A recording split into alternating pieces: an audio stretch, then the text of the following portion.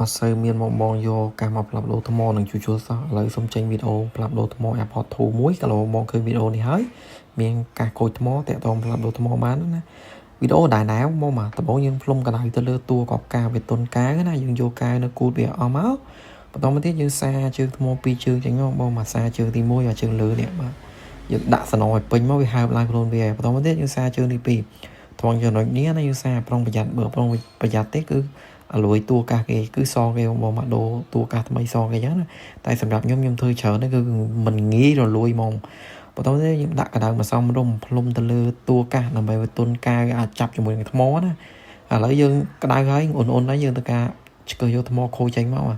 ជាទូទៅថ្មនេះវាចេញយូរអញ្ចឹងអាការៈវាគឺលេងកាន់សឹងទាំងអស់ហើយឥឡូវយើងទៅការញុកថ្មថ្មីចូលបាទ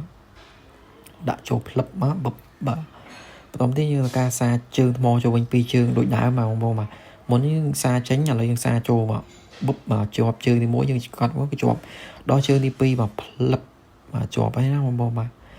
ហើយចំពោះតម្លៃប្រាប់លោថ្មធូរជាងមុនហ្នឹងគូតែ22កន្លះមកតានី3ខែណា